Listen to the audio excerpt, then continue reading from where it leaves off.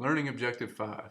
Prepare each of the budget schedules that make up the master budget in a non-manufacturing firm and that exist in manufacturing budgets as well.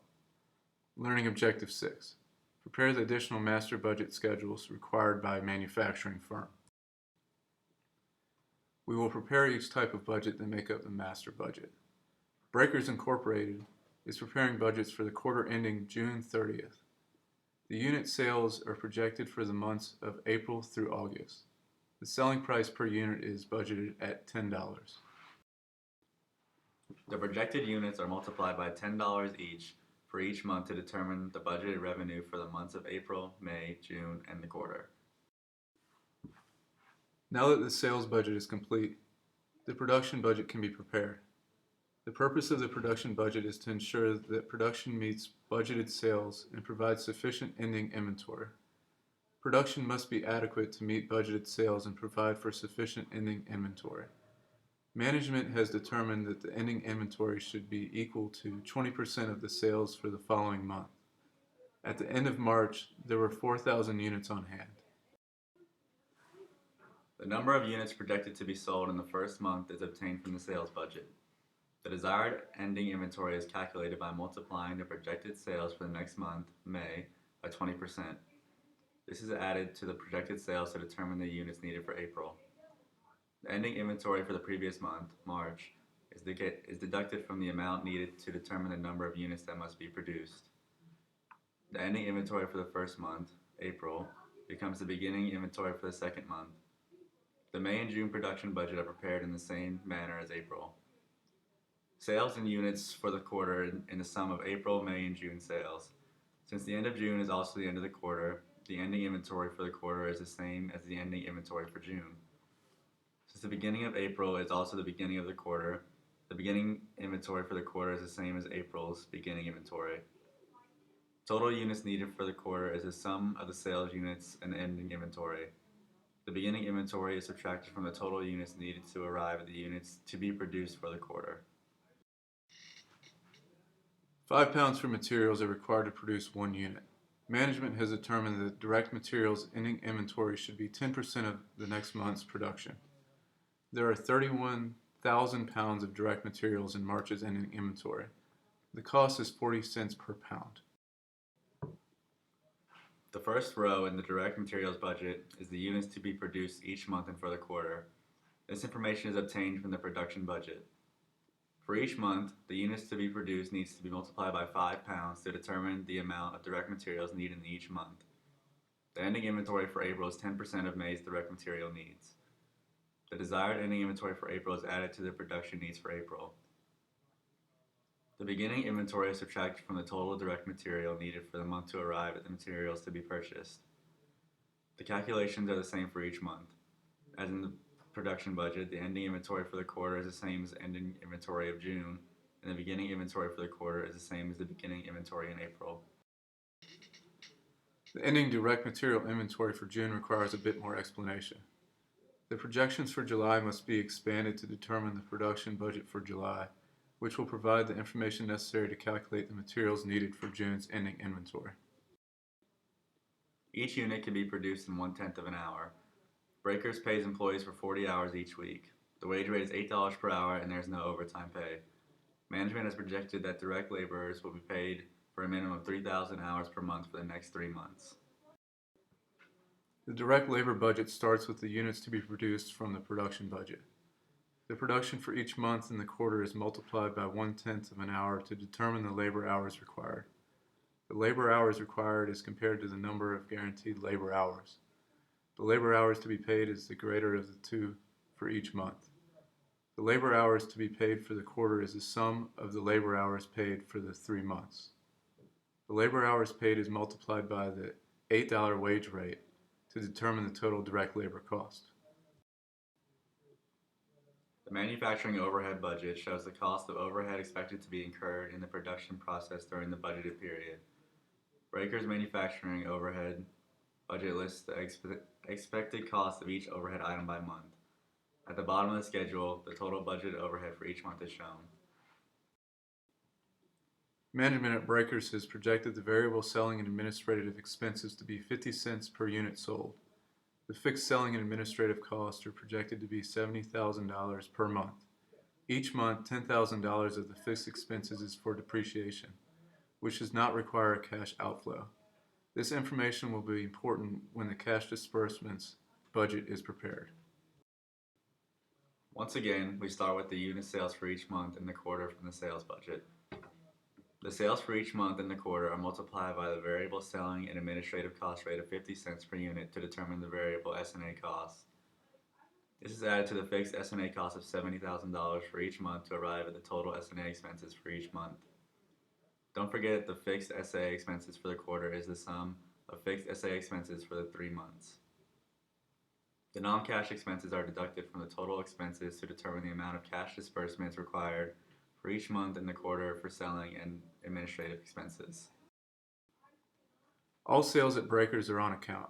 The company has experienced the following collection pattern: 70% collected in the month of the sale, 25% is collected in the month following the sale, 5% becomes uncollectible. The accounts receivable balance at the end of March is $30,000 and is expected to be collected in full in April. During April, the remainder of March's sales will be collected, which is the $30,000 accounts receivable balance on March 31st. 70% of April sales are also expected to be collected in April. Therefore, the total collections expected in April is $170,000. May's collection will be 25% of April sales and 70% of May's sales. June's collections will be 25% of May's sales and 70% of June's sales. The collection for the quarter is the sum of the collections for the 3 months. Breakers pays 40 cents per pound for its materials. The company pays for half of its materials purchased in the month of the purchases, and the remaining half is paid for in the following month. There are no discounts available to Breakers. The balance in accounts payable is $12,000 at the end of the month. The purchase for each month is multiplied by 40 cents per pound to determine the cost of materials purchased for the month. This cost is then multiplied by 50%. 50% of April's materials purchases will be paid for in April. The remaining 50% will be paid in May. This pattern is followed in May and June to determine the cash disbursements for materials for each month. The cash disbursements for each month are added together to determine the cash disbursements for the quarter. Breakers will also make cash disbursements for payments on an open line of credit, loans, a cash dividend, and equipment purchases. All borrowings and repayments occur on the last day of each month. The cash budget is a combination of the cash receipts budget, the cash disbursements for materials budget, and other cash disbursements required, such as for direct labor and overhead. The cash budget starts with the beginning cash balance for April. This is also the beginning cash balance for the quarter. The cash collections for the month are found on the cash receipts budget and added to the beginning cash balance to arrive at total cash available. Cash outflow is for materials is found on the cash disbursements budget. The cash outflow for wages can be found on the direct labor budget. Cash outflow requirements for manufacturing overhead can be found on the overhead budget. And cash outflow for S&A costs can be found on the selling and administrative expense budget. There are no equipment purchases made in April, but dividends are paid. The disbursements are totaled and then subtracted from the total cash available for the month. In April, there is a cash deficit.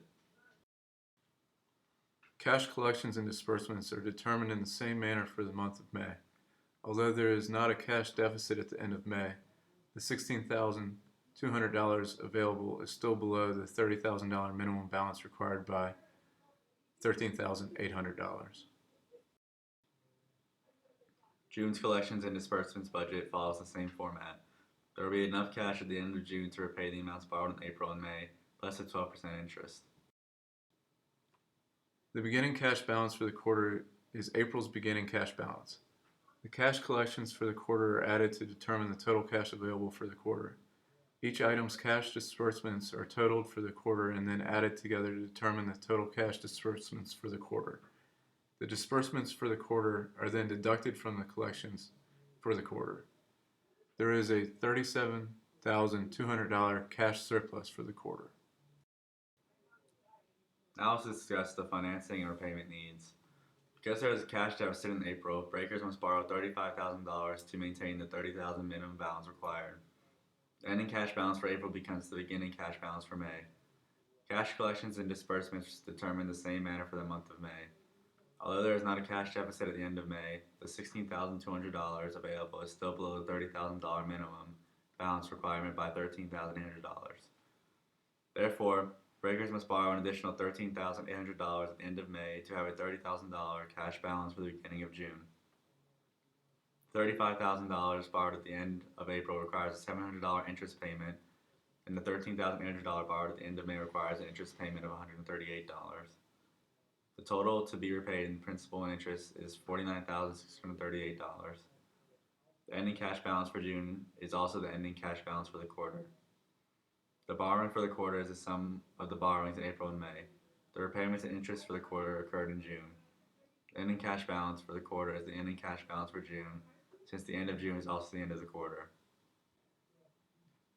The cost of goods manufactured schedule is prepared from the direct materials budget, the direct labor budget, and the overhead budget. The ending work in progress inventory amounts are estimates provided by management. The amounts for direct materials are in dollars, not units. The direct materials beginning inventory, purchases, and ending inventory amounts were taken from the direct materials budget. These amounts were multiplied by the cost of 40 cents per pound to arrive at the dollar amounts. The cost of goods sold schedule starts where the cost of goods manufactured left off. The cost of goods manufactured at the beginning of April can be divided by the units manufactured, 26,000, to arrive at the unit cost of $4.60. The 4,000 units in finished goods inventory at the beginning of April is multiplied by the unit cost to determine the beginning inventory cost. The ending inventory for each month is also multiplied by $4.60 to determine the cost of the ending inventory. Remember, the ending inventory for 1 month becomes the beginning inventory for the following month. The beginning inventory of the quarter is the same as the beginning inventory for April, and the ending inventory for the quarter is the same as the ending inventory for June. Now that the cost of goods manufactured and the cost of goods sold schedules are complete, the budgeted income statement can be prepared. A budgeted income statement for the quarter ending June 30th can now be prepared for breakers. Revenue is taken from the sales budget. Cost of goods sold is taken from the cost of goods sold schedule. Gross margin is revenue less cost of goods sold. The operating expense is taken from the selling and administrative expense budget and the cash budget. Net income is gross margin less total operating expenses. The information for the budgeted statement of cash flows can be taken from the cash budget. Account balances for property, plant, and equipment and stockholders' equity accounts are needed before preparing the budgeted balance sheet. The budgeted balance sheet is prepared for the date June 30th. Cash is taken from the cash budget or the budgeted statement of cash flows. Accounts receivable is 25% of June sales. The raw materials, work in process, and finished goods inventory amounts can be taken from the cost of goods manufactured and cost of goods sold schedules. The amount of equipment can be taken from the cash disbursements budget or the budgeted statement of cash flows. The accounts payable balance is 50% of June's purchases for direct materials. The ending retained balance is the beginning balance plus net income less dividends paid.